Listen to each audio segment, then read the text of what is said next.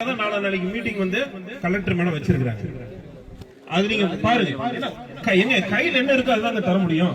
கையில் இல்லாத தர இருப்பா இருப்பா இருப்பா இரு இரு இருப்பா இருப்பா. அதுதான் சொல்றேன். இங்க பாரு புரிஞ்சுக்க. சம்பவம் முடிஞ்சிட்டு 1 hour முடிஞ்சிட்டு இங்க ஆபீஸ்ல வந்த போது ஒரு நாய் மட்டும் தான் குறைக்குது. கொஞ்சம் முடிஞ்ச ஒரு கண்ணு முடிஞ்சிட்டு ஒருத்தர் வந்து இருப்பா. இங்க பாரு இங்க பாரு இருங்க சொல்றேன். அவருக்கு நான் பதில் சொல்றேன். அவருக்கு நான் பதில் சொல்றேன். இருப்பா கேளு. நீ ஒருத்தர் ஒருத்தர் ஒருத்தர் பேசுங்க. இருப்பா இருப்பா.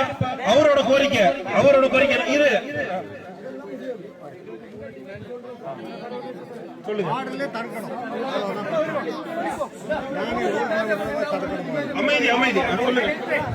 മൂന്ന് ഡിമാൻഡ് നമ്മൾ ആവശ്യപ്പെടുന്നുണ്ട്. ഒന്ന്, ചെറിയ കുട്ടിയാണ് മരിച്ചത്, അതിന് 50 ലക്ഷം രൂപ കോമ്പൻസേഷൻ തരണം. രണ്ടാമത്തത് അവർ വാടക വീട്ടിലാണ് താമസിക്കുന്നത്, അവർക്കൊരു വീട് കൊടുക്കണം.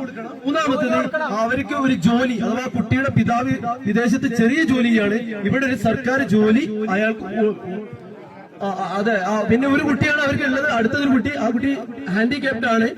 അപ്പൊ ഈ 3 കാര്യങ്ങൾ, അഥവാ 50 ലക്ഷം രൂപ തരിക, ഒരു വീട് നൽകുക, മൂന്നാമത് ഒരു ഗവൺമെന്റ് ജോബ് തരിക, അഥവാ പിതാവിന്. പിന്നെ പാക്കണെ ചുറ്റി ഗുഡല്ലൂർ മൊത്തത്തിലുള്ള പ്രശ്നങ്ങൾ 4-ാം തീയതി ഇവര് കമ്മിറ്റി വെക്കാന്ന് പറഞ്ഞിട്ടല്ലോ, അതിൽ നമ്മൾ എന്താക്കുന്നു ഡിസ്കഷൻ നടത്തുന്നു. ഈ 3 കാര്യത്തിന് ഇവര് കലക്ടർ ലെവലിലുള്ള ഒരാള് എഴുതി ഒപ്പിട്ട് തന്നാൽ നമ്മൾ ഇതോടുന്ന് പിരിഞ്ഞു പോകുന്നതാണെന്ന് ഈ സമരത്തെ വേദിക്ക് വേണ്ടി അറിയിക്കുകയാണ്. இப்ப நாம வந்து இந்த அளவுக்கு டிமாண்ட் வச்சிருக்கோம்ல, சொல்லிடுறேன். நான் முன்னாள் சொல்ல முடியாது. 50 லட்சம் கேட்டிருக்கீங்க. இதை நம்ம வந்து அவசரம் சிபாரிசு பண்ணி நானே என்ன எழுதிருக்கேன்னா, இது ஏற்கனவே இந்த சட்டமன்ற கோரிக்கையில கேரளாவில் இப்ப கிட்டத்தட்ட 15 லட்சம் கொடுக்குறாங்க. அந்த அமௌண்ட் தான் நானே சட்டமன்றத்துக்கு எழுதி அனுப்பியிருக்கிறேன். இப்ப எழுதி സ്പെഷ്യൽ ഫണ്ട് DF ഓഫീസർ ഉണ്ടാവും, അഥവാ വനത്തുറയിലുണ്ട്.